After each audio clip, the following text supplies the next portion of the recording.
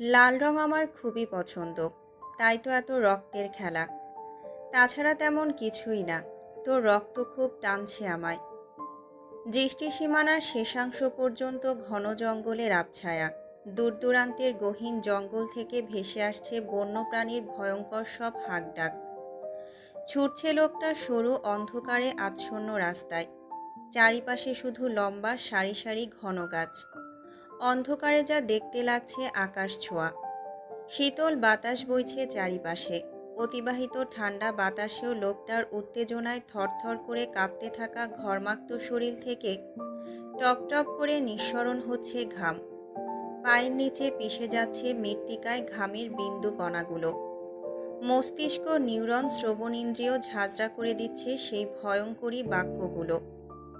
গুমট পরিবেশেও শোনা যাচ্ছে লোকটার ভারিক্কি ঘন নিঃশ্বাসের শব্দ, যা বলে দিচ্ছে তার ভেতর কিভাবে গ্রাস হয়ে যাচ্ছে ভয়ে।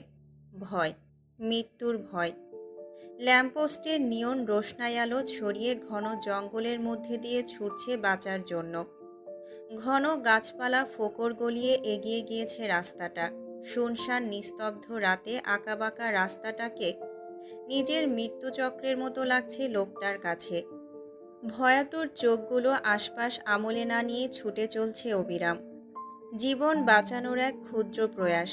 জঙ্গলের এবড়ো থেবড়ো রাস্তায় অজস্রবার হোঁচট খেলেও থেমে থাকছে না লোকটা। চোখে স্পষ্ট সংকীর্ণতা, উৎকণ্ঠা, উদ্বিগ্নতা। তবুও মনে প্রবল ইচ্ছা বাঁচার। হঠাৎই সামনে একটা গাড়ি দেখতে পেয়ে এক টুকরো আশার আলো জেগে উঠল লোকটার মনে। গাড়ি থেকে কিছু দূর দূরত্বে দাঁড়িয়ে হাঁটুতে ভর দিয়ে হাঁপাতে লাগলো। শরীর বেয়ে চুয়ে চুয়ে ঘাম ঝরছে। বুকের ভেতরে ধুকপুকানি ধীরে ধীরে সহনীয় পর্যায়ে আসতে থাকে। গাড়ির হেডলাইটের কাচের আলোক রশ্মি অনুসরণ করে অবশেষে এক বুক বাঁচার আশা নিয়ে অসাড় হয়ে আসা পা বাড়িয়ে সামনে এগোয়। আকস্মিক নির্জন জায়গা সোনালি রোশনায়ে আলোকিত হয়ে ওঠে চারপাশ। ঘুটঘুটে আধারের আলোর জ্যোৎস্না তারার মতো দ্যুতি ছড়াতে থাকে। জঙ্গলের ভেতর থেকে সারি সারি কালো মার্সিডিজ বেরিয়ে আসে, ব্লক করে ফেলে লোকটাকে। মুহূর্তেই বদলে যায় জায়গাটার দৃশ্যপট। ইঞ্জিনের কর্কশ শব্দে দুই হাতে কান চেপে ধরে লোকটা। শিরদাঁড়া বেয়ে সরু তরল গড়িয়ে পড়ে লোকটার। অপ্রত্যাশিতভাবে হাত পা সজোরে কাঁপতে থাকে। সংকীর্ণ হতে থাকা ভয়কাতুরে চোখ গিয়ে ঠেকেছে সামনের গাড়ির দিকে। অনবরত শুকনো ঢোক গিলতে থাকলো লোকটা। শরীর ধীরে ধীরে ছেড়ে দিচ্ছে তার ধারণ ক্ষমতা। রাতের অন্তিম প্রহর চলমান। রাত জাগা পাখিরাও তখন ক্লান্ত ভঙ্গিতে চোখ বুজে নিয়েছে। শুনশান নিস্তব্ধ স্যাঁতসেঁতে জঙ্গলের মধ্যভাগে অবস্থানরত রয়েছে অনেকে। তবুও গুমোট পরিবেশ শোকে গেয়ে উঠল। লোকটার ঘন নিঃশ্বাসের শব্দ ছাড়া একটা পাতা নড়ার শব্দও হচ্ছে না। এখন বাতাসও যেন মেপে মেপে বইছে। হঠাৎই সামনে থাকা গাড়িটার হেডলাইট জ্বলে উঠল। উদীয়মান হয় গাড়ির সামনে ফোল্ডিং লন চেয়ারে দখল করে থাকা এক মানব ছায়া, যার পা থেকে মস্তক পর্যন্ত কালোতে আবৃত। দুই হাত মুষ্টিবদ্ধ করে স্থির দৃষ্টি নিক্ষেপ করে রেখেছে কর্দম আঠালো অর্ধমিশ্রিত মাটিতে পা ফেলে। ফলস্বরূপ লম্বা চুলগুলো নিচের দিকে ঝুঁকে রয়েছে। ঘাড় থেকে চুল সরে যাওয়ায় স্পষ্ট ফুটে উঠেছে কানের লতির নিচে তীরের ধনুক আকৃতির ট্যাটু। দুই কানে তিনটে তিনটে মোট 6টি ফুটো করা। ইয়ার লব, আপার ইয়ার লোব, কোঞ্চ। শুধুমাত্র এতেই নয়, হাতের পিঠেও রয়েছে ড্রাগনের ট্যাটু করা। অপর হাতের আঙুল শীর্ষ থেকে দেহাংশ পর্যন্ত গুটগুট করে ইটালিয়ান ভাষায় কিছু লাইন লেখা। স্তব্ধ গুমোট পরিবেশ হঠাৎ কারোর বৃষ্টি হাসিতে কেঁপে উঠল। রুক্ষ কর্কশ গলায় অনর্থক অট্টহাসিগুলো সামনে দাঁড়িয়ে কাঁপতে থাকা লোকটার বুকের ভেতরে ঝড় তুলল। তিরতির করে কাঁপতে থাকা লোকটার পাতলা গঠন, রক্ত চলাচলের মাত্রা অসহনীয় হয়ে মাথায় চাপ দিয়ে ধরে। সারি সারি করা গাড়ি থেকে কালো পোশাক পরিহিত গার্ডরা বের হয়ে ঘিরে ফেলল লোকটাকে। সকলের হাতে হাতে বিদেশি অস্ত্র। সামনের গাড়ি থেকে দুজন শক্তপোক্ত দেহের পুরুষ এসে দাঁড়ায় ফোল্ডিং লন চেয়ারের দুই পাশে টান টান হয়ে। এদের মধ্যে একজন দেখতে ঘুটঘুটে কালো, কালো কুচকুচে লোকটার টাক হেডলাইটের আলোতে চিকচিক করছে। আকৃতির বর্ণনা অনুসারে লোকটা খুব মোটা, দেখতে তামিল পালোয়ানদের মতো। অপর পাশের লোকটা একেবারেই তার বিপরীত গোছের, ধবধবে সাদা, সাথে উচ্চতায় কালো লোকটাকে 2 ধাপ ছাড়িয়ে যাবে। চেহারার ছাপ বলে দিচ্ছে দেশীয় নয়। চওড়া তামুক চেহারার দুজনই শক্ত চিবুকে তাকিয়ে আছে সামনে। ফোল্ডিং লন চেয়ারে ঝুলে থাকা কালোতে আবৃত মানবটি মাথা তুলে তাকালো। তার সুগভীর নিকষ নীল চোখ হতে অগ্নিশিখা বিচ্ছুরিত হচ্ছে অযাচিত ক্ষুব্ধতায়। ভয়ে অধিক মাত্রায় কাঁপতে থাকলো লোকটা। হাঁটু ভেঙে বসে পড়ল 2 হাত জোর করে। শ্যামলা মুখশ্রী আধারে ঢাকা পড়ে গিয়েছে সেই কখনই। আশ্চর্যজনকভাবে হাঁটু কাঁপাকাঁপির জন্য লোকটা শরীরের ব্যালেন্স ঠিক রাখতে পারছে না। সব গার্ডরা যখন একসাথে মেশিন গান লোড করল, সেই শব্দে মাটিতে লুটিয়ে পড়ল লোকটা। এবার হাউমাউ করে কাঁদতে শুরু করলো মধ্যবয়স্ক লোকটি।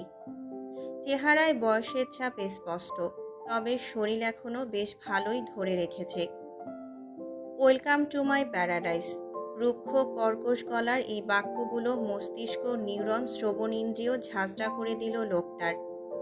থরথর করে কাঁপতে কাঁপতে মাথা তুলে সামনে তাকালো। নিস্তেজ চোখে দেখল তার জমকে, যে খুবই আয়েসি ভঙ্গিতে পায়ের উপর পা তুলে বসে আছে। তার শশব্যস্ত বিদ্যুৎবেগী চাহনি দেখে আবারও ফাঁকা ঢোক গিলল লোকটা। শোকে মূর্ছা যাচ্ছে এমনভাবে কাদাযুক্ত মাটিতে লুটিয়ে আছে। ভয় কাতুরে চোখে আবারও সামনে তাকায়। দেখল ধনুকের তীরের মতো ধারালো আঁখি যুগল, যার প্রতিটা পরতে জেদ, নির্ভয়ে উজ্জ্বল এক ম্রিয়মাণ প্রভা। মানবটির সোজা হওয়াতে ঝুলে থাকা চুলগুলো আবারও কাত ছড়িয়ে পড়ে। দেখেই বোঝা যাচ্ছে খুবই সুদক্ষ হেয়ার স্টাইলিশের দক্ষ হাতে কাটা হয়েছে চুলগুলো। সামনে থাকা চুলগুলো ট্যাটুখচিত হাতে পেছনে ঠেলে দিলে সিল্কি ঘন কালো চুলগুলো সিথি বরাবর 2 ভাগ হয়ে ভ্রুর পার্শ্ববর্তীতে ছড়িয়ে পড়ে। গোটা গোটা কয়েকটা চুল আশ্রে পড়ল চোখের উপর। জাওলাইনের গঠন অনুসারে রুক্ষ পুরুষালী চেহারায় কিছুটা দেশীয় ছাপ থাকলেও লেভাসে বহিরাগত লাগছে। গণ্ডদেশের মধ্যভাগে শক্ত টান টান, অগ্রভাগের অপ্রভংশে ঠিক কোনাকুনি অংশে কাটা দাগ। ক্লিনশেপ বিধায় অতি ফর্সা চেহারায় নীরের তীক্ষ্ণ চিবুকে তীরের ফলার মতো ফুটে আছে সেই কাটা দাগটা। ভাসা ভাসা ফোলা নীল রগগুলো যেন হাতের মধ্যে রাজত্ব দখল করে আছে। সিগারেটের বিষাক্ততায় পুড়ে ছারখার হয়ে যাওয়া কালো ওষ্ঠদয়ে বাঁকা হাসি লেপ্টে আছে সেই কখন থেকে। ভ্রু চিয়ে ইশারা করতেই দুজন গার্ড এসে লুটিয়ে থাকা লোকটাকে টেনে হিঁচড়ে তুলে হাঁটু ভেঙে তার সামনে বসালো। লোকটার কণ্ঠ বুজে এলো কান্নায়। তিরতির করে কাঁপতে কাঁপতে ফ্যাঁসফেঁসে আওয়াজে বলল, কে আপনি? কি ক্ষতি করেছি আমি? আবারও হাঁপাতে হাঁপাতে আওড়ালো, ছেড়ে দিন আমাকে, আমার মেয়ের বিয়ে কাল। ব্যথাতুর কণ্ঠের গুরুতর কথাটাকেও পৈশাচিক হাসিতে হেসে উড়িয়ে দিল মপটি। বিধ্বংসী হাসিগুলো বাড়ি খাচ্ছে জঙ্গলের আদি আমলের পুরনো গাছগুলোর সাথে। গার্ডরা মাথা নিচু করে দাঁড়িয়ে আছে। যুবথুবো করে কাঁপছে লোকটার গঠন এখনো। আকস্মিক শক্ত হাতে চেপে ধরল লোকটার হাত। নীরবতা ভেঙে হিংস্র প্রাণীর মতো গর্জে উঠল, জানতে চাস আমি কে? লোকটার গলা হতে নির্গত কর্কশ গোঙানির শব্দে দুর্বল গলায় উচ্চারণ করল, জি, আমি বাঁচতে চাই। আবারও অট্টহাসিতে ফেটে উঠল বিধ্বংস মানবটি। মুহূর্তের মধ্যে হিংস্রতার ছাপ ফুটে উঠল তার মুখশ্রীতে। গ্রীবাদেশের নীল রগগুলো ফুলে ফেপে ওঠে। তীক্ষ্ণ গুরুগম্ভীর অগ্নি স্ফুলিঙ্গের ন্যায় বলল, লা তুয়া মর্তে। ইটালিয়ানো ভাষায়, যার অর্থ তোর মৃত্যু। লোকটা বুঝতে পারে না সেই কথার মানে। কিছু বলার আগেই অতিরিক্ত সাদা লোকটা চেয়ারে অবস্থানরত মানবের হাতে একটা কাচের শিশি ধরিয়ে দেয়। কর খুলতে ভেতর থেকে গরম ধোঁয়ার মতো গ্যাস বের হতে থাকে। মানবটি ঠোঁটের কোণে পৈশাচিক হাসি রেখে বোতলটি উল্টো করে ভেতরে থাকা বিষাক্ত অ্যাসিড ঢেলে দিল লোকটার হাতে। সকল গার্ডরা কান চেপে ধরে লোকটার আর্তনাদের শব্দে। পুরো জঙ্গল কেঁপে উঠল সেই চিৎকারে। ঘুমন্ত পাখিরাও সেই শব্দে কেঁপে উঠে ডানা ঝাপটিয়ে ছুটতে থাকে দূর দূরান্তে। শুধু অভিব্যক্তি স্বাভাবিক তিনজন মানুষের। তাদের চোখে মুখে নেই কোনোরূপ বিস্ময়তা, ভঙ্গিমা স্থির সাবলীল। লোকটা ছোটার জন্য ছটফট করতে থাকে। বিরক্তে উচ্চারণ করে চেয়ারে বসা মানবটি। তা দেখে কালো পালোয়ানের মতো লোকটা আগ বাড়িয়ে গিয়ে পেছন থেকে মুখ চেপে ধরল ছটফট করতে থাকা লোকটার।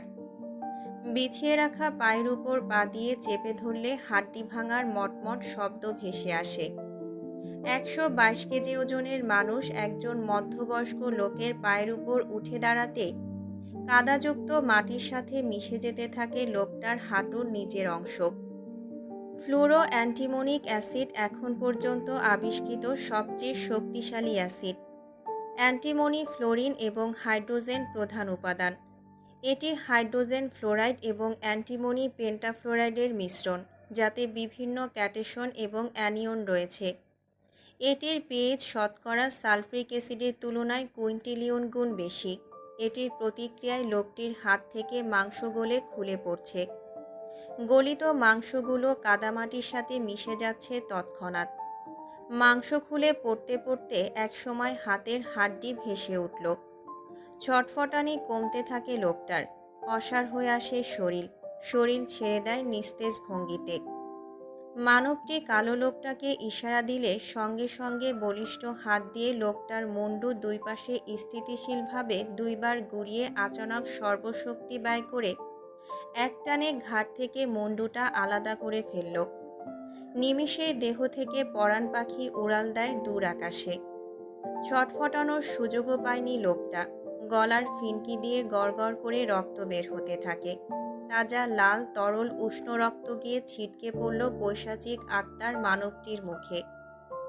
ফর্সা অব্যয় রক্তের অতলে ঢাকা পড়ে গেল। সাদা লম্বাটে লোকটা টিস্যু এগিয়ে দিল কুটিল হাতে। টিস্যু নিয়ে মুখে রক্ত মুছে নিল মানবটি। চোখে মুখে লেপ্টে আছে হিংস্রতার ছাপ। শক্ত চোখে চেয়ে থাকলো মাটিতে পড়ে থাকা নিথর দেহের দিকে। অতঃপর উঠে দাঁড়ায় মানবটি চিরায়ত গম্ভীর অব্যয় নিয়ে। দেখা যায় উচ্চতায় অধিক হওয়া সাদা লোকটাও তার মানবের কাঁধ বরাবর।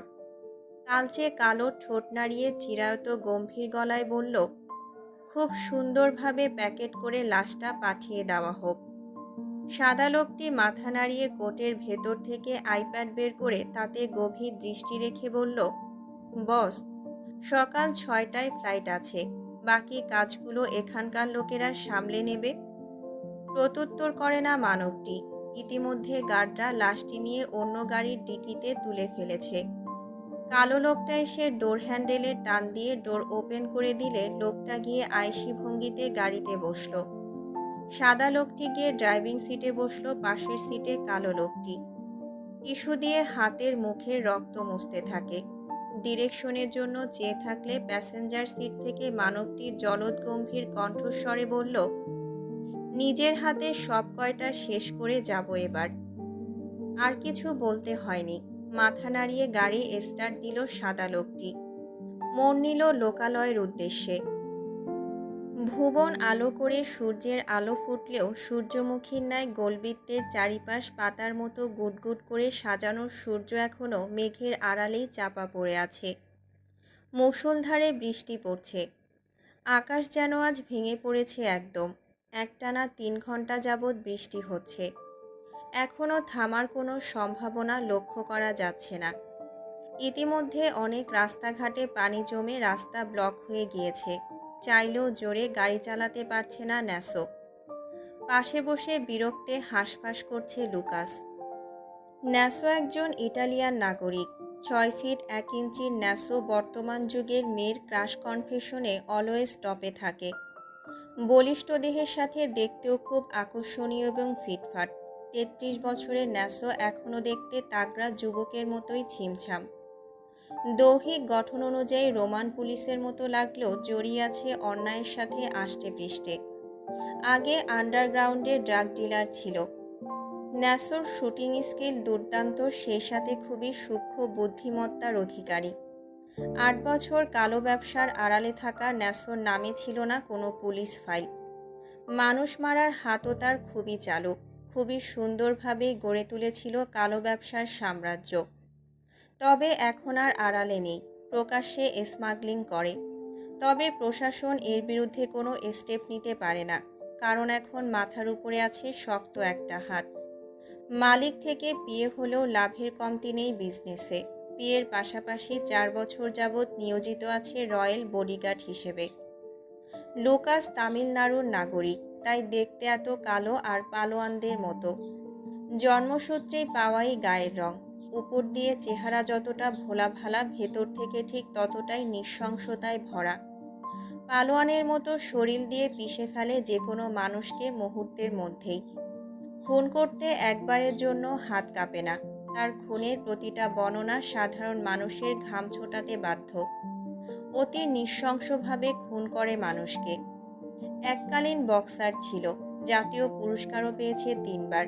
তবে এখন 5 বছর যাবৎ রয়্যাল বডিগার্ড হিসেবে নিযুক্ত তাদের বস রিচার্ড কায়নাতের আন্ডারে। বৃষ্টির পানির কারণে অনেক গাড়ি আটকে গিয়েছে সড়কে, তাই মেইন রোড ব্যবহার না করে গাড়িতে থাকা গুগল ম্যাপের সাহায্যে বাইপাস রোডে টার্ন নেয় ন্যাসো। এখনও আকাশ গলিয়ে অঝোরে বৃষ্টি পড়ছে। সরু গলি ধরে আবাসিক এলাকায় গাড়ি ঢুকতেই অকস্মাৎ টায়ার পাংচার হয়ে যায়। হঠাৎই গাড়ি থেমে যাওয়াতে থমকে যায় রিচার্ড। মস্তিষ্কটা ফিরে গেল তার পৈশাচিক আত্মায়, যাকে সংক্ষিপ্ত করে অনেকেই হৃদ বলে। ফ্রন্ট মিররে রিচার্ডের ক্ষিপ্ত চেহারা দেখে ফাঁকা ঢোক গিলল লুকাস। ন্যাসো উদ্বিগ্ন হয়ে দ্রুত বলল, বস, এক্ষুনি গাড়ি এসে পড়বে, কল দিচ্ছি আমি। তপ্ত শ্বাস ফেলে হাত ঘড়িতে সময় দেখে নিল রিচার্ড। কপালের মধ্যভাগে বিরক্তিকর ভাঁজের রেখা। ট্যাব নিয়ে কিছু ঘাঁটতে থাকে। কিছু মুহূর্ত পার হলো এভাবেই। পরদেশীয় হওয়ায় এই আবহাওয়ায় লুকাস মানিয়ে নিতে পারলেও ন্যাসো পারছে না। গলা বসে গিয়েছে। খুসখুসে কাশিতে গলা শুকিয়ে আসে। সারা গাড়িতে খুঁজেও কোথাও পানি পাওয়া গেল না। বৃষ্টির কারণে আশেপাশেও কাউকে দেখা যাচ্ছে না। সময় তখন 6টার কাঁটায়। কেউ তখনও বাসার গেট খোলেনি। রিচার্ড নিক্ষিপ্ত ভঙ্গিতে ট্যাবে কিছু দেখছিল। দৃষ্টি গভীর। লুকাস এদিক সেদিক তাকিয়ে দেখতে থাকে। হঠাৎই চোখ আটকায় দূরে দাঁড়িয়ে ভিজতে থাকা এক রমণীর উপর।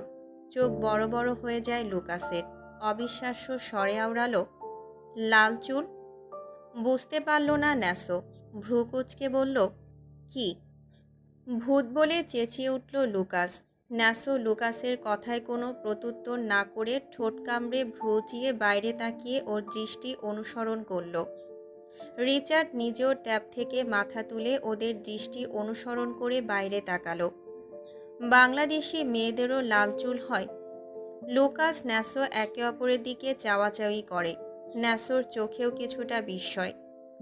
রিচার্ডের সাথে অনেকবারই বাংলাদেশে আসা হয়েছে তার, তবে এমনটা আগে কখনো দেখেনি। পরপরই ভাবল, হয়তো কালার করা। রিচার্ড ওদের কথায় এক পলক সেদিকে তাকিয়ে আবারও চোখ নামিয়ে নিল। লুকাস ডাকল মেয়েটিকে। কলাপাতা রঙের কামিজ পরিহিত 19-এর এক নারী প্রথম সকালের চিত্তচিরে নির্বিঘ্নে বৃষ্টিবিলাস করছিল। হঠাৎ কারোর ভারী কি কণ্ঠস্বরে কেঁপে উঠল তার পাতলা গঠন। ওড়না দিয়ে ভালোভাবে ঢেকে নিল সমস্ত শরীর। পেছনে ঘুরে তাকালে আরেকবার ধাক্কা খেল লুকাস ন্যাসো দুজনেই। লুকাস নিজেকে কিছুটা ধাতস্থ করে আবারও ডাকল মেয়েটিকে। মেয়েটি পেছন ঘুরে দেখল একটা দামি কালো গাড়ি, উইন্ডো মিরর নামানো। একটা কালো লোক বারবার হাত নাড়িয়ে ডাকছে। আশেপাশে তাকায় মেয়েটা। অজানা ভয়ে ভেতরে চেপে ধরল। পরবর্তীতে আবার বৃষ্টির দিনে হয়তো বিপদে পড়েছে ভেবে গুটি গুটি পায়ে এগিয়ে গেল। মেয়েটা যত আগাচ্ছে লুকাস ন্যাসোর বিস্ময় তত বাড়ছে। আড়ষ্ট মেয়েটা দৃঢ় পায়ে এসে দাঁড়ালো গাড়ির সামনে। চোখের পাতাগুলো কাঁপছে। লুকাস কিছু বলার জন্য ঠোঁট ফাঁক করে, তার আগেই শোনা যায় মেয়েটার হিমশীতল ঠান্ডা গলা, জি ভাইয়া, কিছু বলবেন? মেয়েটার মুখে স্পষ্ট বাংলা শুনে ভেতরের প্রশ্ন ভেতরেই চেপে দেয় লুকাস। এহেন ধিমি কণ্ঠে উৎসুকভাবে মাথা তুলল রিচার্ড। তাকালো গুটিয়ে থাকা মেয়েটার দিকে। আর সাধারণ মেয়েদের মতো দেখতে না এই মেয়েটা। মাথার চুলগুলো লাল, বৃষ্টিতে ভিজে জুবুথুবু। দুধে আলতা গঠনের সাথে কলাপাতা রঙের জামাটা একদম আষ্টেপৃষ্ঠে লেপ্টে আছে। ঠান্ডায় রক্তজবর অঞ্জলির ন্যায় ঠোঁটজোড়া কাঁপছে। রিচার্ড এক অদ্ভুত দৃষ্টিতে দেখতে থাকলো মেয়েটির পা থেকে মাথা পর্যন্ত। তার কপালের ভাঁজ দুটো ক্ষণিকের জন্য বিলীন হয়ে গেল। তবুও অভিব্যক্তি অত্যন্ত স্বাভাবিক গম্ভীর।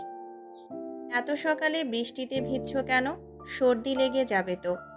লুকাসের কথায় মেয়েটা চোখ তুলে তাকায়। একটু দরদ মাখা কথার ভেতর থেকে ভয়গুলো যেন কিছুটা হলেও কমে গেল। নিচু গলায় বলল, আমার চাচি এখনো ঘুমে, সেই সুযোগেই পালিয়ে এসেছি। কথাগুলো বলার সময় মেয়েটার চোখগুলো হেসে উঠল। এহেন কথা শুনে কিঞ্চিত আশ্চর্য হলো ন্যাসো। ঠোঁট কামড়ে গম্ভীর গলায় জিজ্ঞেস করল, পালিয়ে এসেছো মানে? আমাকে বের হতে দেয় না তো, তাই। কিন্তু বৃষ্টি আমার খুব পছন্দের, তাই লুকিয়ে আসতে হলো। এইটুকু বলেই সঙ্গে সঙ্গে মেয়েটা জিভ কামড়ে ধরল। মেয়েটার বাচ্চা সুলভ আচরণ দেখে হেসে ফেলল লুকাস। ন্যাসোর সন্দেহভাজন দৃষ্টিতে চেয়ে চিরায়ত গম্ভীর গলায় বলল, বের হতে দেয় না মানে? এই মেয়ে, তুমি কি হ্যারাসমেন্টের শিকার? আকস্মিক মেয়েটার চোখে মুখে আধার নেমে এলো। ঘন ঘন দুই পাশে মাথা নাড়িয়ে বলল, না না, তেমন কিছুই না ভাইয়া। নাম কি তোমার? ন্যাসোর সন্দেহবাতিক চোখ দেখে কিছুটা ঘাবড়ে যায় মেয়েটা। মিয়ে গিয়ে নিচু গলায় বলল, এলিজাবেথ ইমরা এরিন। এত বড় নাম! লুকাসের কথায় প্রত্যুত্তর করল না মেয়েটা। আবারও কাশি শুরু হয় ন্যাসোর। এলিজাবেথ নামের মেয়েটা উদ্বিগ্ন কণ্ঠে বলল, ওনাকে পানি দিন। লুকাস বিরক্তে চ উচ্চারণ করে বলল, আরে, পানি তো নেই গাড়িতে, আমি নিয়ে আসছি। বলেই দৌড়ে গেল এলিজাবেথ। রিচার্ড অদ্ভুত দৃষ্টিতে তাকিয়ে থেকে ঘাড় ঘুরিয়ে দেখল মেয়েটি ছুটে যাওয়া। মেয়েটাকে দেয়াল টপকাতে দেখে চোখ কপালে উঠে যায় লুকাসের। এত বড় একটা মেয়ে মেন গেট রেখে দেয়াল টপকে যাচ্ছে কেন? কিছু মুহূর্তের মধ্যেই মেয়েটিকে নিয়ে নানান কৌতূহল জেগে উঠল গাড়িতে অবস্থানরত 3 মানবের মনে। কয়েক মিনিটের মাথায় এলিজাবেথ আবারও দেয়াল টপকে ফিরে আসে, হাতে পানির বোতল। গাড়ির সামনে এসে হাঁপাতে থাকল। ন্যাসো পানি খেয়ে নিজেকে স্বাভাবিক করল। সাহায্যের বিনিময় হিসেবে ন্যাসো মানিব্যাগ থেকে 1000 টাকার নোট বের করে দিল মেয়েটাকে। মেয়েটার চেহারা রং বদলে যায় সঙ্গে সঙ্গে। পানির বোতল না নিয়েই দ্রুত চলে যায়। চোয়াল ফাঁক হয়ে যায় লুকাসের। এইটুকু মেয়ের এত আত্মসম্মান, অথচ একটু আগেও কিভাবে বাচ্চাদের মতো আচরণ করছিল। কিছু মুহূর্ত পরই একজন গার্ড গাড়ি নিয়ে হাজির হয়। তারা গিয়ে নতুন গাড়িতে গিয়ে বসল। ন্যাসো গাড়ি চালাতে চালাতে বলল, নামের মতোই মেয়েটার অদ্ভুত চালচলন। ঠিক, কত কঠিন নাম। বাঙালি মেয়ে একটা সহজ নাম দিলে হতো না? তুমি দিয়ে আসলেই পারতে। আজব, আমি কি নাম দেব? রেড? দুজনেই তেষ্টা নজরে একে অপরের দিকে চাওয়াচাওয়ি করল কৌতূহল বশত, তবে কোনো শব্দ করল না। রিচার্ড একদৃষ্টিতে জানালার বাইরে তাকিয়ে আছে। দুজনের কেউই বুঝতে পারল না হঠাৎ রিচার্ডের রেড নাম বলার পেছনের কারণ কি। আমাদের ঘুমের সুযোগ নিয়ে নষ্টামি করতে গিয়েছিলি সকাল সকাল, বলে আর একটা থাপ্পড় বসালো সবিতা বেগম। এবার ছিটকে গিয়ে ফ্লোরে পড়ল এলিজাবেথ। ভেজা চোখে চাচির দিকে তাকায় এলিজাবেথ। ইব্রাত এলিজাবেথের চাচাতো বোন সোফায় বসে মিটিমিটি হাসতে হাসতে দেখতে থাকে এলিজাবেথের করুণ হাল। চাচাতো ভাই শিহাব হামি দিতে দিতে রুম থেকে বেরিয়ে এলো। নিচে পড়ার কারণে এলিজাবেথের বুক থেকে ওড়না সরে গিয়েছে। শিহাবের কুৎসিত চাহনি দেখে তড়িঘড়ি করে নিজেকে ঢেকে নেয় এলিজাবেথ। সবিতা বেগম এলিজাবেথের চুলের মুঠি ধরে টেনে তুলল ওকে। ইকবাল সাহেব এসে ছাড়িয়ে নেন এলিজাবেথকে। চোখ গরম করে তাকালেন স্ত্রীর দিকে। মারছ কেন? সকাল সকাল অশান্তি না করলে দিন শুরু হয় না তোমার, তাই না? চেঁচিয়ে উঠল সবিতা বেগম। একদম চোখ রাঙিয়ে কথা বলবে না? নিজের আদরের ভাগ্নি যে কি করে সে খবর রাখো? কি করেছে এলিজাবেথ? নষ্টামি করতে গিয়েছে সকাল সকাল। মুখ সামলে কথা বলো সবিতা। নিজের ভাগ্নিকে জিজ্ঞেস করো সকাল সকাল কেন গোসল করেছে। কোন নাগরের কাছে গিয়েছিল আমার ফ্রিজ থেকে পানির বোতল নিয়ে? হতবম্ব হয়ে গেল ইকবাল সাহেব। লজ্জায় ডুকরে কেঁদে উঠল এলিজাবেথ। গালে আঙুলের ছাপ স্পষ্ট। ইকবাল সাহেব কিছু বলতে যাবে তখনই শোনা যায় বাইরে অনেকগুলো গাড়ির হর্নের শব্দ। সবিতা বেগম এলিজাবেথের দিকে চোখ গরম করে তাকিয়ে মাথা নাড়াতেই দৌড়ে ভেতরে চলে যায় এলিজাবেথ। শিহাব দেখতে গেল কে এসেছে। সদর দরজার কাছে গিয়ে দেখতে পেল গেটের সামনে সারি সারি করে 5টা মার্সিডিজ দাঁড় করানো। গাড়ির ভেতর থেকে কালো পোশাক পরিহিত দলে দলে লোক বেরিয়ে আসছে। সকলের হাতে অস্ত্র। হতবাক হয় সে। গার্ডরা বের হয়ে দুই পাশে সারি হয়ে দাঁড়িয়ে মাঝখানে রাস্তা তৈরি করে দিল। লুকাস ডোর খুলে দিলে ভেতর থেকে রিচার্ড বেরিয়ে আসে। পা থেকে মাথা পর্যন্ত পুরো কালোতে আবৃত। বুকের সামনে কালো শার্টের দুটো বোতাম খোলা। ফলস্বরূপ সুবিস্তৃত শক্তপোক্ত সুঠাম বুক উদীয়মান। গার্ডদের সারি হয়ে তৈরি করা রাস্তার মধ্যে দিয়ে হেঁটে সরাসরি এসে দাঁড়ায় ইকবাল সাহেবের সামনে। শুকনো ঢোক গিলল ইকবাল সাহেব। জিভ দিয়ে ঠোঁট ভিজিয়ে অকপটে প্রশ্ন করল, কে আপনি? I am A gangster. মেঘলা আকাশ ছাপিয়ে রোদ উঠছে। সোনালি আলোতে চিকচিক করে বৃষ্টির পানিগুলো। রৌদ্রময় বেলা তখন 11টা। রোদের তৎপরতায় বোঝার অবস্থা নেই যে কিছু মুহূর্ত আগেও ভুবন কাঁপিয়ে বৃষ্টি পড়েছে। চারিপাশে ঝলমলে আলো দ্যুতি ছড়ালো। মধ্যরাতের অমাবস্যার ন্যায় আধার নেমে এসেছে শান্তিসুধা নিকেতনে। সবিতা বেগম ইবরাতকে বুকের সাথে মিশিয়ে রেখেছে। যুবথুবু হয়ে কাঁপছে তাদের গঠন। মাথার উপর গান পয়েন্ট করে রেখেছে কালো পোশাক পরিধান করা গার্ড। শিহাবকে পিঠমোড়া করে বেঁধে মেঝেতে ফেলে রাখা হয়েছে। পিঠের উপর পা দিয়ে মাথায় গান পয়েন্ট করে রেখেছে গার্ড। ইকবাল সাহেব হাঁটু ভাঙা অবস্থায় অসহায়ের মতো নির্জীব চোখে দেখছেন স্ত্রী সন্তানের করুণ অবস্থা। চোখ ঘুরিয়ে রান্নাঘরের দিকে তাকালো। এলিজাবেথ রক্তাভ মুখশ্রীতে ভেজা চোখে আড়াল থেকে দেখছে। চোখের পাতা কাঁপছে এলিজাবেথের। এক্ষুনি বুঝি ছুটে আসবে সে। ইকবাল সাহেব মৃদু মাথা নাড়িয়ে বোঝায় এদিকে না আসতে। সকল গার্ডরা একসাথে গান লোড করলে সেই শব্দে বুক শুকিয়ে আসে সকলের। মৃত্যুর প্রস্তুতি নিয়ে চোখ বুজে ফেলল ইকবাল সাহেব। চিৎকার দিয়ে ছুটে আসে এলিজাবেথ। দুই হাতে জাপটে ধরল চাচাকে। এলিজাবেথ বেরিয়ে আসতেই ঠোঁটে বাঁকা হাসি ফুটে ওঠে রিচার্ডের। গার্ডরা টেনে হিঁচড়ে ইকবাল সাহেবের থেকে সরিয়ে নেয় এলিজাবেথকে। ইকবাল সাহেবের একতলা বিশিষ্ট বাড়ির 5 সদস্যের পরিবার। সকলে ভয়ে তটস্থ। সম্পূর্ণ বসার ঘর দখল করে নিয়েছে কালো পোশাক বেশধারী গার্ডরা। সকলের হাতে হাতে কালো বিদেশি অস্ত্র। রিচার্ড সোফায় পায়ের উপর পা তুলে বসে আছে আয়েশি ভঙ্গিমায়। লুকাস আর ন্যাসো দুই পাশে টান টান হয়ে দাঁড়িয়ে আছে বুক বেঁধে। শক্ত চিবুক তাদের। পরনে কালো ওভারসাইজ কোট, যাতে লম্বা দৈহিক লুকাস আর ন্যাসোকে দানবীয় বিধ্বংসী লাগছে।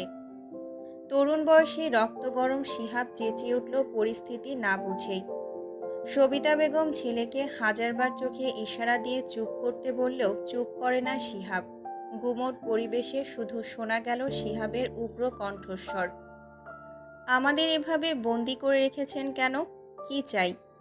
ভালোই ভালোই ছেড়ে দেন বলছি, না হয় পুলিশ ডাকবো এক্ষুনি।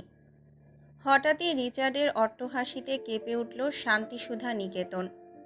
বিদঘুটে হাসির ঝংকারে কান চেপে ধরে এলিজাবেথ। চোখের সামনে এলোমেলো ঝাপসা স্মৃতিচারণ হতে থাকে। মাথায় প্রচণ্ড চাপ অনুভূত হয়। দুধে আলতা মুখোশটি নীলবর্ণ ধারণ করতে থাকে ধীরে ধীরে। দুই হাতে কান চেপে ফ্লোরে মাথা গুজে হাঁপাতে থাকে অস্বাভাবিকভাবে। এলিজাবেথের অবস্থা দেখে ইকবাল সাহেব এবার মুখ খুললেন। আপনারা কে আমি জানি না, কিন্তু আমাদের এভাবে বন্দি করে রেখেছেন কেন? আমাদের অপরাধ কি? এবার হাসি থামালো রিচার্ড। চোখ থেকে কালো সানগ্লাস খুলে ফেলল। ন্যাসো হাত বাড়িয়ে দিলে ন্যাসোর হাতে রাখল সানগ্লাস। সানগ্লাস হাতে নিয়ে আবারও শটানভাবে দাঁড়ায় ন্যাসো। এবার উদীয়মান হলো রিচার্ডের সুগভীর নিকষ সমুদ্রনীল চোখ। দৃষ্টি অনুভূতিহীন শূন্য অভিব্যক্তি, যাতে নেই কোনো ভাবান্তর। রিচার্ড হাত তুলে লুকাসকে ইশারা দিতেই সামনে ছোট টেবিলে একটা ফাইল রাখল লুকাস।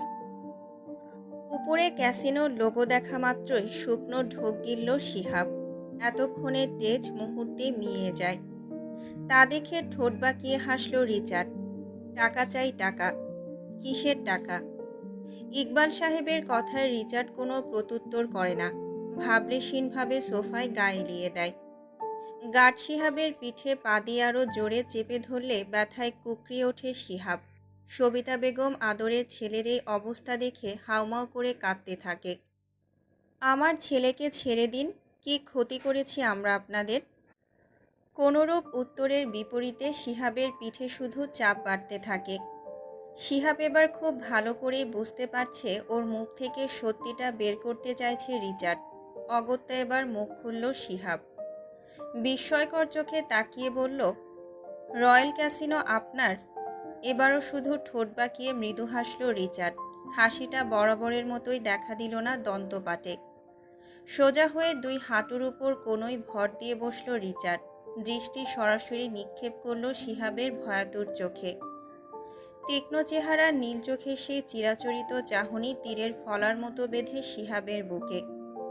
রিচার্ডের তামুকের মধ্যে টান টান অগ্রভাগের অপ্রভংশে কোনাকুনি কাটা দাগ ধারালো ছুরির মতো চকচক করছে। মাথা নিচু করে ফেলল শিহাব। ইকবাল সাহেব অবিশ্বাস্য নজরে তাকালো ছেলের পানে। তোর ক্যাসিনোতেও যাওয়া আসা ছিল? ছেলের নীরবতা দেখে আরও গর্জে উঠল ইকবাল সাহেব। স্ত্রীর দিকে তাকিয়ে শক্ত গলায় চেঁচালো, এই মানুষ করেছ ছেলেকে? লাই দিয়ে দিয়ে তো মাথায় তুলে ফেলেছিলে, নিজের হাতে নষ্ট করেছ। আমার সম্মানের শিক্ষকতার পেশার টাকা নিয়ে জুয়া খেলতো তোমার ছেলে? একে আমার ছেলে ভাবতেও ঘৃণা হচ্ছে। আহ, এখানে কোনো ফ্যামিলি মেলোড্রামা দেখতে আসিনি। রিচার্ডের কথায় গার্ডরা এবার সকলের মাথার সাথে চেপে ধরে গান। ইব্রাত মাকে জড়িয়ে ধরে ফুপিয়ে ফুপিয়ে কাঁদছে। ইকবাল সাহেব ঘৃণিত চোখে ছেলের দিক থেকে নজর ফিরিয়ে নেন। চোখে ফুটে উঠেছে অসহায়ত্ব এক পিতার। ঘুরে তাকালো মেঝেতে লুটিয়ে থাকা এলিজাবেথের দিকে। এলিজাবেথের লাল ঘন কেশ ফ্লোরে বিছিয়ে আছে, যার ফলে অব্যয় দেখা যাচ্ছে না। গার্ডরা অদ্ভুতভাবে চেয়ে আছে এলিজাবেথের দিকে। হঠাৎই রিচার্ড কোমরে গুজে রাখা শটগান বের করে সামনে ক্যাবিনেটের উপর সাজিয়ে রাখা সিরামিকের ফুলদানিতে শ্যুট করল। টুকরো টুকরো হয়ে ভেঙে পড়ল মেঝেতে। কেঁপে উঠল সকলে আতঙ্কে। গার্ডরা দৃষ্টি সরিয়ে নতদৃষ্টি নিবিষ্ট করে তৎক্ষণাৎ। গুমোট পরিবেশে সবিতা বেগম আর ইব্রাতের কান্নায় গরম হয়ে ওঠে। শিহাবের নাক দিয়ে রক্ত বের হচ্ছে পিঠে অধিক চাপ প্রয়োগের ফলে। স্মৃতিচারণ করতে থাকে পুরনো দিনের। স্বভাবগতভাবেই ছোট থেকে শিহাব খুবই দস্যিয়ার বদ। সকল রকম নেশার সাথে জড়িয়ে গিয়েছিল এই 22 বছর বয়সে। সবিতা বেগম একদম ছেলের নাওটা। শত অন্যায় করলেও কখনো কোনো শাসন করেনি।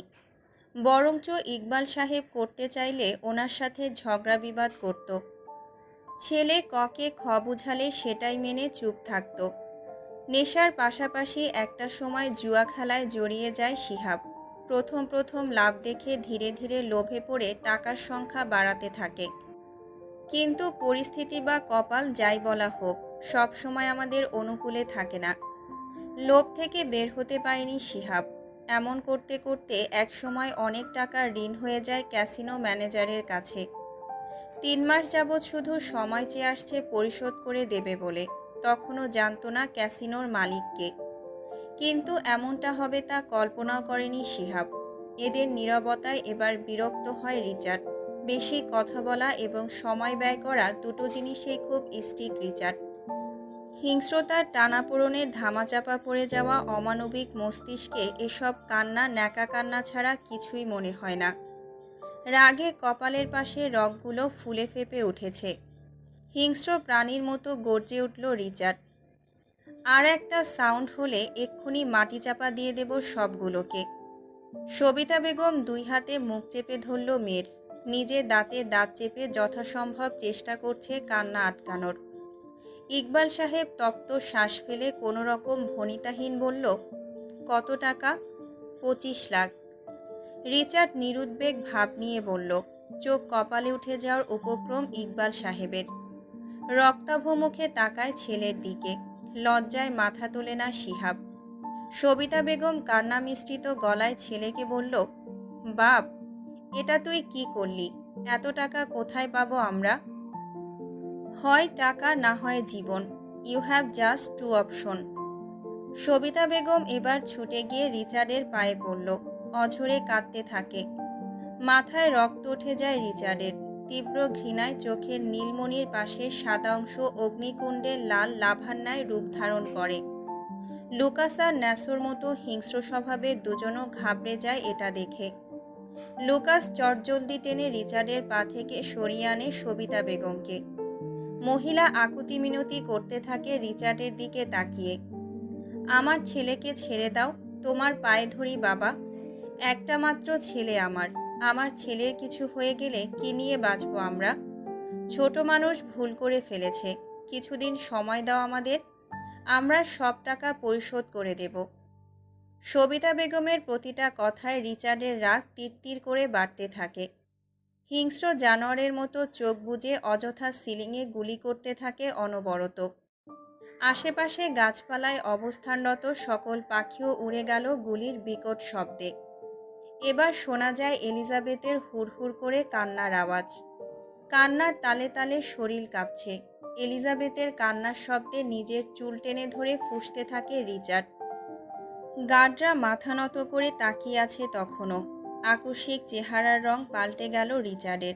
হিংস্রতার ছাপ মুছে গিয়ে ঠোঁটের কোণে ফুটে ওঠে পৈশাচিক আত্মার শয়তানি হাসি। ঠিক আছে, জীবন দিতে হবে না। টাকার বিনিময়ে আমার রক্ষিতা হিসেবে নিয়ে যায় আপনার মেয়েকে। আতকে ওঠে ইকবাল সাহেব। গার্ডকে ধাক্কা দিয়ে সরিয়ে ছুটে গিয়ে জাপটে ধরে ইব্রাতকে। ইব্রাত তখনও ধ্যানের মধ্যে ছিল। আদতেও কোনো কথা তার কানের মধ্যে গিয়েছে কিনা তার সন্দেহ। মন্ত্রমুগ্ধকর একগুঁয়ে দৃষ্টিতে তাকিয়ে আছে ন্যাসোর শক্ত তামুকে। বোনের প্রসঙ্গ উঠতেই আবারও গর্জে উঠল শিহাব।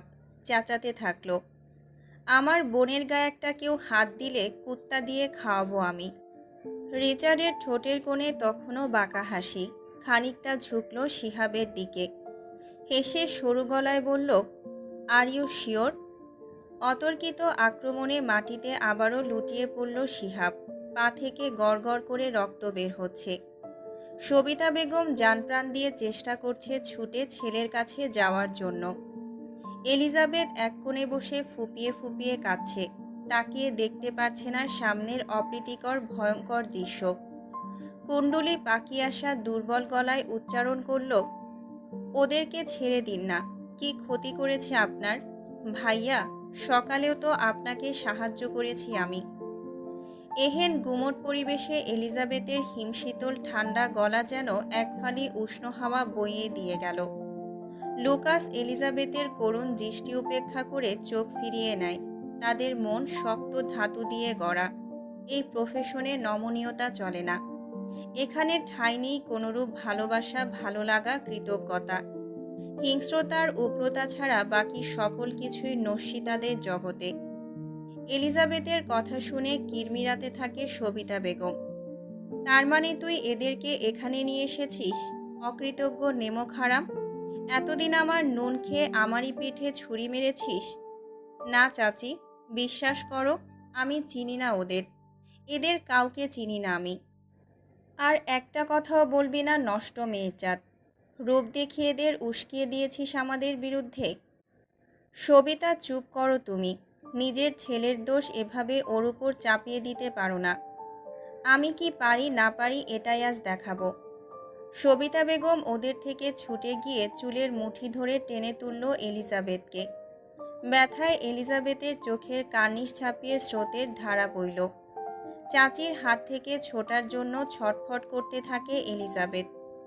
গলা হতে নির্গত কর্কশ গোঙানির শব্দে দুর্বল গলায় উচ্চারণ করল, আহ চাচি, লাগছে আমার। হঠাৎ এলিজাবেথ গিয়ে ছিটকে পড়ল রিচার্ডের বুকে। সবিতা বেগম হাত চেপে ধরে মেঝেতে বসে আহাজারি করতে লাগল। ইব্রাত ওড়না দিয়ে মায়ের হাত চেপে ধরে। শিহাব রক্তাক্ত পায়ে ঠেঙিয়ে ঠেঙিয়ে মায়ের কাছে যায়। ইকবাল সাহেব দিশেহারা হয়ে পড়ল। স্ত্রীর সন্তান কাকে রেখে কাকে বাঁচাবে? তালমাতালে পড়ে যায় সে। চোখের সামনে সকল কিছু ঝাপসা হয়ে আসছে। নিজেকে এত অসহায় আর কোনোদিনও লাগেনি ইকবাল সাহেবের। সারা জীবন সত্যের পথে চলে হালালভাবে জীবিকা নির্বাহ করে শেষে কিনা এই বয়সে এসে এভাবে প্রতিদান দিতে হচ্ছে। রিচার্ডের কপালের রগগুলো ফুলে ফেপে উঠেছে। দুই চোখে দাউ দাউ করছে আগুনের লেলিহান শিখা। বলিষ্ঠ হাতে এলিজাবেথকে নিজের বক্ষপটে চেপে ধরে রেখেছে, অপর হাতে গান। সবিতা বেগমের রক্ত এসে ছিটকে পড়েছে রিচার্ডের নাকে মুখে। টপ টপ করে রক্তের ফোঁটা পড়তে থাকে গাল বেয়ে। উষ্ণ রক্তের ফোঁটা মাথায় পড়তে ঘর থেকে বেরিয়ে আসে এলিজাবেথ। কাঁপা কাঁপা হাতে মাথায় হাত রাখল এলিজাবেথ। হাতে রক্ত দেখতে পেয়ে সর্বাঙ্গ শিউরে উঠল। তাকালো নিজের কাঁধে চেপে ধরা রিচার্ডের হাতের দিকে। সঙ্গে সঙ্গে ঘৃণায় মুখ ফিরিয়ে নেয় এলিজাবেথ। ছোটার জন্য বন্দি পাখির মতো ছটফট করতে থাকে। না পেরে ডুকরে কেঁদে উঠল। কণ্ঠ বুঝে এলো কান্নায়। অস্পষ্ট আওয়াজে আওড়ায়, ছেড়ে দিন আমাকে প্লিজ। আমার চাচি আর ভাইয়াকে হসপিটালে নিতে হবে। They need treatment right now. Lucas আর ন্যাসো দুজনেই বিস্ময়ে হতবম্ব হয়ে গেল। একে অপরের দিকে তেসরাভাবে তাকাচ্ছে বারবার। দুজনের চোখই অধিক মাত্রায় বিস্মিত। ঝুলে গিয়েছে চোয়াল। চোখ বারবার উল্টিয়ে পাল্টিয়ে দেখছে রিচার্ডের হাতের বাঁধনে এলিজাবেথকে। একটা মেয়ে। রিচার্ডের সুগভীর নিকষ নীলচোখ হতে অগ্নিশিখা বিচ্ছুরিত হচ্ছে, যা দিয়ে পারলে এখনই ভস্ম করে দেবে সকলকে। এলিজাবেথ টানছে নিজেকে চাচির দিকে যাওয়ার জন্য, তবে এক ইঞ্চিও নড়তে পারছে না রিচার্ডের বলিষ্ঠ হাতের শক্ত বাঁধন থেকে। হঠাৎই চাচির কথায় থমকে গেল এলিজাবেথ। থেমে গেল হাত পা ছোড়া ছাড়া পাওয়ার জন্য। আপনার রক্ষিতা চাই তো? ওকে নিয়ে যান। দেখুন আমার মেয়ের থেকে কত সুন্দরীও। আমার মেয়েকে নিয়ে যাবেন না দয়া করে? এই মেয়েকে নিয়ে গেলে আমাদের কোনো অসুবিধা নেই, তবু আমাদের ছেড়ে দিন। এই মেয়ে আমাদের আশ্রিতা ছাড়া কিছুই না। মায়ের কথার সাথে তাল মেলায় ইব্রাত। হ্যাঁ, নিয়ে যান ওকে, ও আমার বোন না। এসব কি বলছো তোমরা? এলিজাবেথ আমার দায়িত্ব। দায়িত্বের জন্য নিজের মেয়েকে ভাসিয়ে দিতে চাচ্ছ? কেমন বাবা তুমি? কিছু মুহূর্তের জন্য দম আটকে আসে ইকবাল সাহেবের। চোখ তুলে তাকায় এলিজাবেথের অবিস্মরণীয় চোখে। ইকবাল সাহেবের চোখ থেকে 2 ফোঁটা পানি গড়িয়ে পড়ল। এলিজাবেথের মস্তিষ্ক নিউরন শ্রবণেন্দ্রিয় ঝাঁঝরা করে দিচ্ছে চাচি আর বোনের বলা কথাগুলো। এতটাও কঠোরতা হয়তো আশা করেনি তাদের কাছ থেকে। পায়ের নিচ থেকে যেন মাটি সরে গেল এলিজাবেথের। নিস্তেজ চোখে তাকিয়ে দেখল চাচার অসহায়ত্ব। অনুভব করতে পারছে চাচার ভেতরে ভেঙে দুমড়ে মুচড়ে যাওয়া টুকরো কাচের শব্দ। স্বার্থপরের মতো আমি পারবো এভাবে এলিজাবেথকে ধ্বংসের মুখে ঠেলে দিতে? রহস্যজনকভাবে বাবার কথার সঙ্গে তাল মেলালো শিহাব। পায়ের ব্যথা চেপে রেখে দাঁতের দাঁত চেপে দুর্বল গলায় বলল, হ্যাঁ হ্যাঁ, বাবা ঠিকই বলেছে। রিচার্ড চিবিয়ে চিবিয়ে বলল, তো তোর বোনকে দে। ইব্রাতকে আরও শক্ত করে বুকের সাথে মিশিয়ে নিল সবিতা বেগম। ভয়ে মায়ের বুকের ভেতর মাথা গোজে ইব্রাত। সবিতা বেগম এলিজাবেথের দিকে তাকিয়ে ক্ষীণ আওয়াজে বলল, মারে, ও তো তোর ছোট বোন। এভাবে আমার ইব্রাতের জীবনটা নষ্ট হতে দিস না। এত বছর তোকে খাইয়ে পরিয়ে রেখেছি, একটু কৃতজ্ঞতা স্বীকার কর। আমি তোর পায়ে ধরি মা, আমার মেয়েটাকে বাঁচা। চোখের পানি গালেই শুকিয়ে গিয়েছে এলিজাবেথের, আর কান্না আসছে না ভেতর থেকে। নিজেকে অনুভূতিহীন শূন্য লাগছে। এলিজাবেথ নির্জীব চোখে এক পলক তাকালো চাচার দিকে। ইকবাল সাহেব 2 পাশে মাথা নেড়ে এলিজাবেথকে না করছে। ফিসলে হাসলো এলিজাবেথ। পরপর তাকালো চাচির দিকে, তাকালো ভয়ে গুটিয়ে যাওয়া ইব্রাতের দিকে। দেখলো চাচি কিভাবে আশা নিয়ে চেয়ে আছে এলিজাবেথের দিকে। চোখ বলে দিচ্ছে, এলিজাবেথ রাজি হয়ে যা, আমার মেয়ের জীবন বাঁচিয়ে দে। তুই তো আরও ৮ বছর আগেই মরে গিয়েছিস, এবার একেবারেই মরে যা। আমি রাজি। রক্ষিতা মানে কি আদৌ জানে এলিজাবেথ, নাকি শুধু রাজি হয়ে কৃতজ্ঞতা প্রকাশ করলো চাচির কাছে? এত বছর খাইয়ে পরিয়ে রাখার জন্য, যেটা চাচির ভাষায় কৃতজ্ঞতা প্রকাশ করা। রিচার্ডের চওড়া তামুটে মুখে ফুটে উঠল বিজয়ের নৃশংস হাসি। একজন গার্ডের দিকে তাকিয়ে ঘাড় বাঁকিয়ে কিছু ইশারা করলে গার্ড একটা ফাইল এনে রাখল টেবিলের উপর। রিচার্ড কোট থেকে কলম বের করে এগিয়ে দিল এলিজাবেথের দিকে। এলিজাবেথ তখনও পর্যন্ত দেখেনি তার মালিককে, যে তাকে 25 লাখ টাকার বিনিময়ে কিনে নিল রক্ষিতা হিসেবে। আজ থেকে কেনা গোলাম হয়ে গেল এলিজাবেথ, চাকরানি থেকে দাসী। ফাইলে কি লেখা তা না দেখে এলিজাবেথ কলম হাতে নেয়। ইকবাল সাহেব ছুটে যেতে চাইল ভাগ্নির কাছে। গার্ডরা আটকে দিল ইকবাল সাহেবকে। ভদ্রলোক গলা ফাটিয়ে চেঁচাতে থাকে, এলিজাবেথ, না না মা, এমনটা করিস না। তোর চাচির কথায় এভাবে নিজের জীবনটা ধ্বংস করে দিস না। নিজেকে নিজে ফেস করতে পারবো না আমি। আমার ভাইয়ের অস্তিত্ব এভাবে আমি মুছে দিতে পারবো না। আমাকে এভাবে হারিয়ে দিস না মা। ইকবাল সাহেবের অজস্র আকুতি মিনতি উপেক্ষা করে পেপারে সাইন করে দিল এলিজাবেথ। সাইন করার সাথে সাথে এলিজাবেথের হাত থেকে কলমটা পড়ে গেল। এতক্ষণ আটকে রাখা দম একসাথে ছাড়ল, ঠোঁট কামড়ে কেঁদে ফেলল। সবিতা বেগমের ঠোঁটে ফুটে ওঠে প্রশান্তিময় হাসির অস্পষ্ট ঝলকানি। শিহাব তপ্ত শ্বাস ফেলে মাথা নুয়ে। ইকবাল সাহেব এলিজাবেথকে বারবার ডাকতে থাকে, কিন্তু সাড়া দেয় না এলিজাবেথ। হাঁটু গেড়ে মেঝেতে বসে টেবিলে মাথা ঠেকিয়ে অঝরে কাঁদতে থাকে। রিচার্ড একটানে পেপারটা নিয়ে ফোল্ড করে ওভারকোটের ভেতরের ওয়েস্টকোটের পকেটে রেখে দেয়। লুকাস ন্যাসো ছোট ছোট চোখ করে তাকিয়ে আছে। তারা কেউই জানতো না এই পেপারের ব্যাপারে। পরবর্তীতে রিচার্ডের কথা শুনে তাদের কপালের ভাঁজ বিলীন হয়ে স্বাভাবিক হলো দুজনেরই। 25 লাখ টাকার বিনিময়ে কিনে নিলাম এই মেয়েকে আমার সারা জীবনের রক্ষিতা হিসেবে। ডিল ডান, হিসাব ক্লিয়ার।